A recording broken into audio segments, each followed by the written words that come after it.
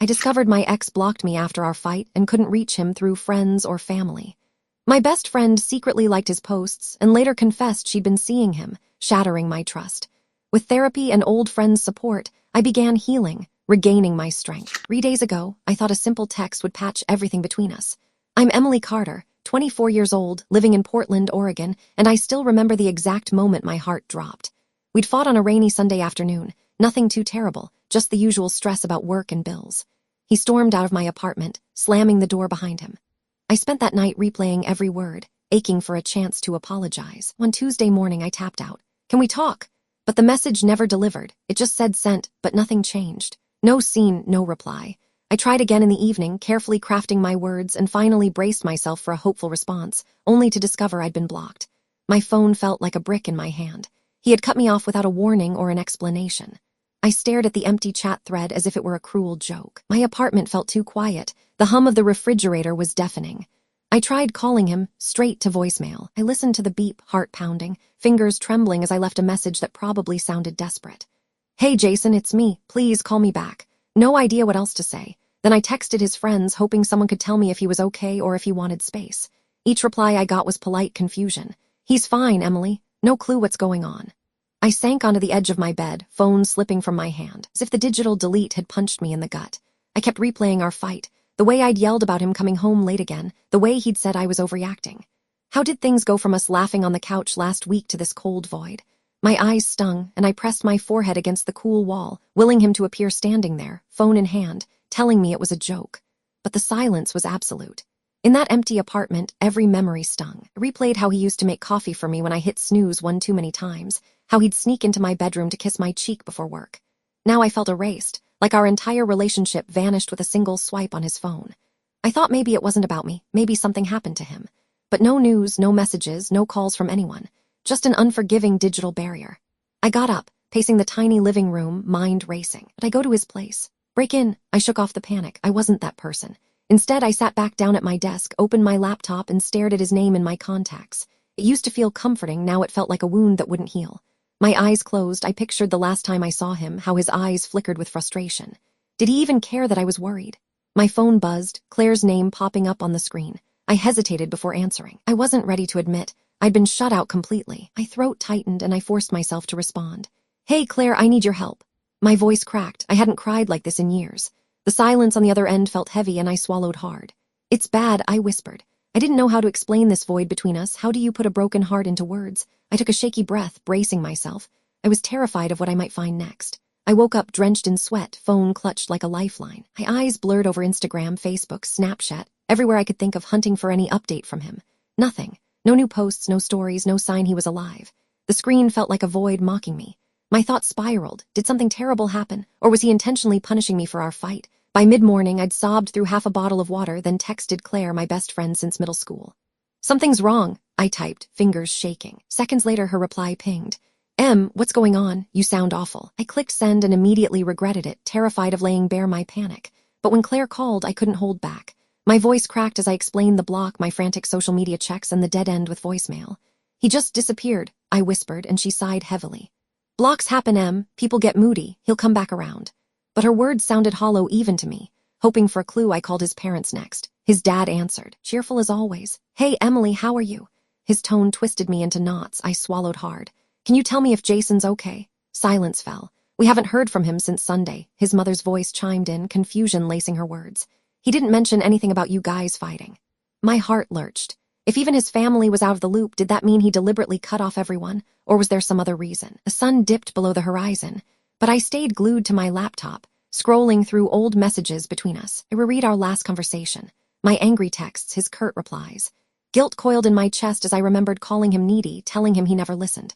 What if I'd driven him away for good? The knot in my throat tightened and tears blurred the words on the screen. I thumbed through photos, him smiling in a field of wildflowers, the two of us wrapped in blankets at a late-night picnic. Everything felt tainted now. Claire texted again. "Let me know if you need me." I stared at the message, longing for someone to save me from the panic that clawed at my chest. I wanted answers. Why he blocked me, if he was okay, if he was angry, or worse, if he'd moved on. But every hour that passed without a message felt like another nail in the coffin of our relationship. I closed my eyes, envisioning him somewhere I couldn't reach.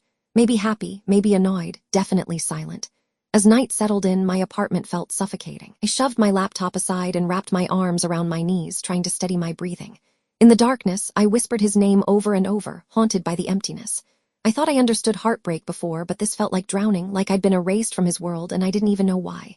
My phone buzzed again. I saw a new message from Claire. I tried contacting his roommate, no response either. My heart skipped. His roommate, who always left the TV on, always made jokes about Jason's lazy mornings, hadn't heard from him either. I pressed my palm to my mouth, stifling a scream. The sudden silence around him felt ominous, like a storm brewing just out of sight. What if this wasn't just about us? What if something happened to him that had nothing to do with me? I reached for my coat, mind racing. I needed to find him. But where would I even start? I froze on Claire's doorstep, stomach twisting as I braced myself to tell her everything. She opened the door, her grin faltered at the sight of my red-rimmed eyes. "Em, are you okay?" she asked, stepping aside to let me in. The living room smelled like lavender and popcorn, ordinary things, but tonight they felt alien. Claire guided me to her couch, patting the cushion beside her. "Breathe," she said softly. I sank down and felt the weight of every unanswered question press against my ribs. The TV flickered in the corner, but I couldn't focus on what was playing. Instead, I swallowed hard and began. 3 days ago, Jason and I had that fight. I texted him, but he blocked me. My voice cracked before I could stop it. I can't get through to him. I've tried his friends, his parents, everyone's clueless. My hands trembled as I clutched a throw pillow to my chest. Claire's eyes stayed on mine, offering a steady presence, but I noticed how her left hand hovered over her phone on the coffee table. I took a shaky breath. I keep thinking maybe something happened to him, but nothing makes sense. I feel so lost. She nodded, tilting her head. Did he say anything about being stressed, at work or with life? Her voice was gentle, but I sensed she was searching for details. I swallowed again, remembering our last conversation. He mentioned being tired, said work had been brutal lately, that his boss dumped extra hours on him, but nothing about us fighting, not like this. I twisted the pillow's edge until my knuckles whitened. Claire leaned forward, eyes narrowing as she stared at her phone. I watched her thumb hover over the screen for a moment, then she tucked it into her lap. "Sometimes people block when they need space," she said, almost too quickly. The TV hummed behind us, but I felt every second stretch. I thought I could trust Claire completely. She'd been with me through every heartbreak since high school, but that lingering glance at her phone made me uneasy, like she knew more than she was saying. She rubbed my arm. "Let me help. We can look through his social media. Maybe there's something we missed." She sounded eager, almost urgent. I opened my mouth to protest. It felt invasive, somehow off. But I was desperate for answers. I hesitated, words caught in my throat. "Okay," I whispered, letting her reach for my laptop from the corner table. As she booted it up, I watched Claire's face in the TV's glow. Her eyes flicked toward the coffee table where her phone buzzed, then back to me. I forced myself to focus on my breathing, pretending I didn't notice how quickly she closed Twitter when I looked. My heartbeat thundered in my ears. I wondered, has she heard from him? Does she know something I don't? The knot of doubt twisted tighter. I took a deep breath and tried to steady my voice. "Let's see what we can find." Claire nodded, fingers poised over the trackpad. Her smile was tight, eyes darting away. As the screen loaded, I realized I was no longer just hunting for him. I was hunting for the truth about Claire, too. The cursor blinked on Jason's profile picture, frozen in a moment that felt like a heartbeat before a storm. I opened my laptop before the sun was fully up, fingers trembling as I logged into Instagram. My living room was still quiet, the only sound the hum of the refrigerator. I clicked activity and saw I'd been tagged in a post. My heart lurched as I recognized a photo from last summer, a snapshot of me, Jason, and Claire cheering at a concert. Claire had captioned it, "Miss these days." My chest knotted. Why would she share that now when Jason and I weren't even speaking? I scrolled through my tagged photos, mind racing. There, under Jason's profile, I saw a post from 2 days ago, him standing outside a coffee shop, smiling at the camera. Nothing odd. But as I flipped to the comments, my blood ran cold, right beneath a friend's looking good. Was Claire's heart emoji dated this morning. Date stamped June 5, 2025. My breath caught. How was she liking his photos when he'd blocked me? I clicked Jason's profile, refreshed. No new posts, but Claire's comments were there, proof she'd seen him recently. My hands shook so badly I nearly spilled my coffee. I closed the laptop and stared at the blank screen, mind racing through every conversation I'd had with Claire in the last week. Had she been messaging him while I lay awake, wondering if he was hurt? The guilt burned hotter. Why hadn't she told me she was still in contact? My throat tightened, jaw clenching. I unlocked my phone and opened our group chat, but it was empty. Claire and I had never needed more than a one-on-one thread. I tapped new message, searched for Claire's name, and typed, "Why are you liking his photos?" My finger hovered over send, as if I expected her to appear in the room and explain. And I finally pressed it. My thumb stayed on the screen, unwilling to lift until I knew what she'd say. Minutes crawled by. My heart pounded as I watched the typing indicator flicker on and off. Finally, her reply, "Just being supportive, girl, nothing more." "Why would you support him? He blocked me," I shot back. Silence. My phone buzzed again. I'm sorry. Only that. Her words felt hollow guilt bleeding through the text. I typed, "Why didn't you tell me you still talk to him?" Her reply came almost instantly. "I didn't want to upset you." The screen blurred as tears welled. Was she protecting me or covering up for herself? I dropped the phone onto the couch, chest heaving. My mind raced. If she cared enough to like his photos, why didn't she warn me? I leaned forward, heart pounding, and opened my laptop again. Claire's profile was private, unlike Jason's. I navigated through her tagged posts, looking for clues. All I found were pictures of birthdays, brunches, and nothing linking her to him except that one heart emoji. I closed my eyes and felt the panic rise, sour in my stomach. The air in the room felt thick, stale. I realized I'd been looking for answers about Jason, but now I wasn't sure I even knew who Claire was anymore. The betrayal cut deeper than any silence from him ever could. My fingers hovered above the keyboard. Should I call her, demand the truth? Or should I walk away and accept I'd lost my best friend too? My chest tightened as I stared at the blank screen, knowing one thing for sure. I could no longer trust what I saw. And now I had to decide how far I was willing to go to uncover the real story. I pushed open my apartment door as dusk settled, the Oregon sky bruised purple and gray. I shouldn't have left. Every step felt like walking into a trap. My heart hammered as I forced my legs down the block toward the cafe Jason, and I used to haunt. Claire's betrayal gnawed at me, her silent messages, her hidden likes, and I needed air to push it down. The cool evening wind felt good against my cheeks, but my chest burned with dread. When I turned the corner, the neon sign of Bluebird Cafe flickered on, casting orange spikes across the sidewalk. I slowed, peering through the window, my breath catching in my throat. There he was, seated at our usual table by the window, face tilted sideways as he pulled her chair closer. Really was him. Jason's dark hair flipped over his forehead. His hand rested on Claire's knee, fingers curled around fabric. Claire's head tipped back as she laughed, oblivious that I watched, frozen in the street. My stomach lurched as memories flooded in. That first coffee date when he spilled latte foam on my shirt, how his laughter felt like warm sunlight. Now, seeing him reach across that table to her, I felt those memories twist into knives. Panic clawed at my ribs. I stumbled backward, nearly colliding with a pedestrian on the sidewalk. My iced latte, still half full, slipped from my hand and shattered on the pavement. I froze over the broken ice and coffee, hearing it crack like my heart. I ducked into Crossroads Coffee across the street, head pounding so hard I thought my skull would split. My palms shook as I gripped the cafe door's handle, legs threatening to buckle. I pressed myself against the wall by the window, peering out at them, feeling invisible. Jason's profile was calm, unreadable, as he leaned in to whisper something to Claire. She smiled, cheeks flushed, and I saw the way his eyes softened around her mouth. I pressed my forehead against the cool glass, blinking until the room swam into focus. Customers passed by, stumbling over my stillness, ordering pastries I couldn't taste if I tried. My hands trembled so badly I gripped the windowsill, fingernails digging into wood. I wanted to march straight in, point a finger at them, demand shouting explanations. I wanted Claire to see the horror in my eyes as I realized her smile was at my expense. But I couldn't move. My legs felt like wet noodles, refusing any command from my mind. Every laugh they shared felt like a betrayal tattooed across my chest. Memories of our mornings drinking coffee together, planning weekends, felt like acid burning through me.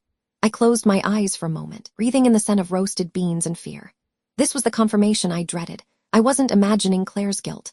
She was sitting there, entwined in Jason's world, and I'd been erased. I swallowed the lump in my throat, trying to steady my racing heartbeat. My blood hammered in my ears as I wondered how long they'd been meeting like this, what whispered words passed between them that I wasn't privy to. The sky outside dimmed further, streetlights flickering on like distant stars. I stared until their laughter cut through me again, so ordinary, so intimate, so wrong. When they finally stood, Claire slipped her hand from Jason's knee and tossed something into his lap.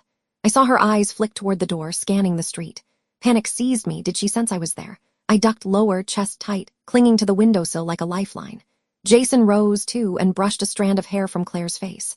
She leaned forward. Soft and unaware, I was watching the end of our story. I forced myself to step back from the glass, my vision blurred with tears and fury.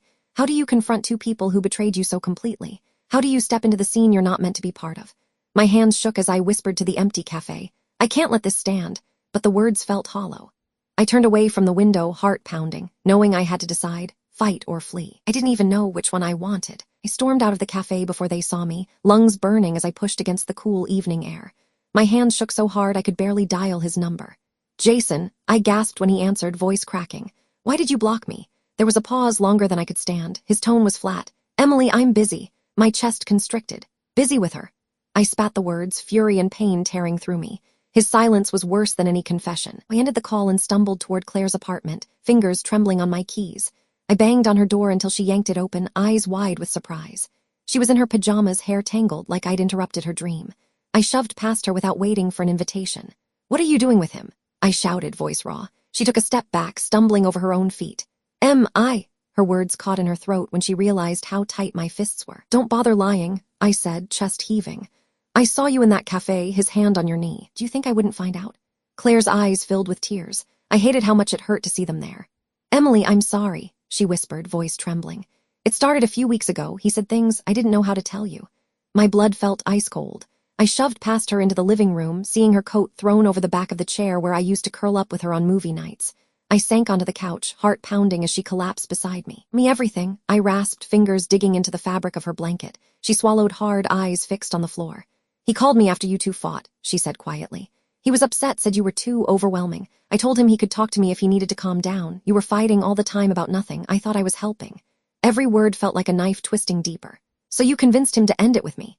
I whispered, voice trembling. She nodded, tears spilling. "I didn't know it would hurt you like this. I thought he'd come back to you when he cooled off. I didn't expect it to go this far." I closed my eyes against the ache, feeling my world shatter. "You lied to me," I said, voice distant. "You used our friendship to push him away." I stood, vision blurring with unshed tears. "You were supposed to be my rock, Claire, my sister." Her sob caught in her throat as she reached for my hand, but I jerked away, anger and betrayal burning hotter than any grief. "I trusted you," I hissed, backing toward the door. "How could you do this?" Claire stood, voice cracking as she tried to follow me. "Emily, please," but I didn't look back. I slammed the door and leaned against the wall, heart pounding, tears streaming down my cheeks.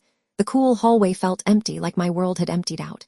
He'd erased me with a block, but Claire had severed every thread I had left. I sank to the floor, sliding down, until my head rested against the cold tile. Loss crashed over me in waves. He was gone, she was gone, and I was alone. I clenched my eyes shut, whispering his name in the darkness, wondering how I would pick up the pieces when everything I believed in lay shattered at my feet. I woke up 2 days later feeling hollow, like I'd been carved out from the inside. My apartment was silent except for the hum of the air conditioner, but it felt louder than any argument. I slid off my couch, facing the indentations where I'd buried my face in my knees, and reached for my phone. No missed calls, no new messages, nothing. I stared at the screen until my vision blurred. It was like everyone I cared about had vanished, taking their warmth with them. I scrolled through our pictures, my face lit by the glow of a birthday cake, Jason's grin as I blew out the candles, me and Claire laughing under Christmas lights. Each image felt like a betrayal etched into my skin. A lump lodged in my throat as I tapped open Reddit and hesitated. I'd never shared something so raw online before, but I needed someone, anyone, to tell me this wasn't the end of me. I navigated to r/true off my chest and stared at the cursor blinking in the title box. My fingers hovered over the keys, unsure of what to say. Finally, I typed, "My boyfriend and best friend betrayed me. I don't know how to trust again." My heart hammered as I went to the body of the post. The words poured out faster than I expected. "I'm 24, living in Portland, and I'm shattered. 2 days ago, I discovered my boyfriend started seeing my best friend behind my back. He blocked me, and she never told me what was happening. I saw them together in our favorite cafe, him with his hand on her knee, laughing like I didn't exist. I confronted them both, and they confessed they'd been talking for weeks. I've lost them. I don't know how to move on or even sleep at night without the memory of their faces burning in my mind. How do you pick up the pieces when the people you loved most turned against you?" I hit post and waited, heart pounding. Seconds felt like hours until notifications flickered in the corner of my screen. "It's not your fault. You deserve better. Fuck them both." Responses flooded in, strangers offering shards of comfort. Each comment was like a small beam of light piercing my darkness. I scrolled, tears streaking down my face, reading as if their words could glue me back together. One commenter wrote, "You didn't drive them to it. Their choices are on them, not you," and I felt something loosen in my chest, guilt simmering down to a dull ache. Another shared their own story. "My sister and best friend stabbed me in the back. I thought I'd never recover, but I did, and so will you." I clung to that phrase like a lifeline. Hours later, my apartment felt less like a tomb. I sat at my desk, staring at my journal. The blank page no longer mocked me, it beckoned. I picked up a pen and scratched out my thoughts. Anger, confusion, sorrow, every emotion spilled onto the paper. I couldn't erase the betrayal, but maybe I could slowly reclaim my story. My phone buzzed again, a private message from someone I'd never met. "If you ever need to talk, I'm here." My vision blurred with gratitude. In that moment, I realized grief was heavy but not endless. I would be okay. Maybe not today, maybe not tomorrow, but someday. As the sun dipped behind my curtains, I closed my laptop and let the quiet settle, knowing I wasn't truly alone. I sat in the therapist's office, palms sweating against the armrests of the chair. The air smelled faintly of chamomile. Dr. Nguyen asked me to describe how I'd been feeling. My voice was rough at first, words stumbling out like shards, anger, betrayal, loneliness. She listened without interrupting, nodding, her pen pausing over her notepad. For the first time in weeks, I felt someone saw me without judgment. She asked what I wanted most. I swallowed and said, to breathe again. After that session, I drove home through downtown Portland, neon signs flickering as the sky darkened. Instead of replaying their faces in my head, I thought about the steps I could take for me. I opened my phone and unfollowed both Jason and Claire on every social platform, cutting the digital cords that kept me tethered to their betrayals. My feed cleared, replaced with posts from friends I'd ignored, reminders that the world still existed beyond heartbreak. Over the next few weeks, I met with Dr. Nguyen twice, unraveling layers of grief I hadn't known I carried. She taught me how to name my feelings, not just sad or angry, but abandoned, confused, hollow. Naming them made them less monstrous. I started journaling each morning, scribbling down the nightmares that woke me at 3 a.m. The guilt that surfaced when I laughed with other people. My pen became a companion, loyal, relentless, catching every intrusive thought, every surge of hope. I reached out to friends I'd neglected, invited Sarah for a hike in Forest Park, caught up with Marcus over burgers at that dive we loved in Southeast. Their voices felt like pieces of a puzzle I needed to reassemble myself. Laughter didn't come easy, but when it did, it felt like small triumphs, a bruise finally scabbing over. One Saturday afternoon, I found myself standing in front of Bluebird Cafe, the place where I'd last seen them together. My heart fluttered as I pushed open the door, stepping into the familiar scent of roasted beans and cinnamon sugar. The barista, a girl with bright purple hair, greeted me by name. "You're back, Emily." I nodded, voice catching. I ordered my usual drink, an oat milk latte with a dash of vanilla, and took my seat at the table by the window. I stared out at the street, memories swirling. Jason's laugh, Claire's smile, the weight of their hands in mine. This time, instead of pain, I felt a steady calm settle in my chest. I pulled out my journal, pen poised over the blank page. Outside, people hurried by, indifferent to my history. The barista set my latte in front of me, and I took a slow sip. The warmth spread through me, grounding me in the present. I wrote, "I was broken, but I'm still here." The words felt true, honest, unyielding. As the afternoon light slanted through the cafe window, I closed my journal and slid it into my bag. I stood and looked around at strangers typing on laptops, friends chatting over pastries, a couple holding hands in the corner. Life moved on. My phone buzzed, a text from Sarah, asking if I wanted to check out a new art exhibit next weekend. I smiled, thumb hovering over the screen before replying, "Count me in." I exhaled, a breath long held, and realized I was ready for what came next.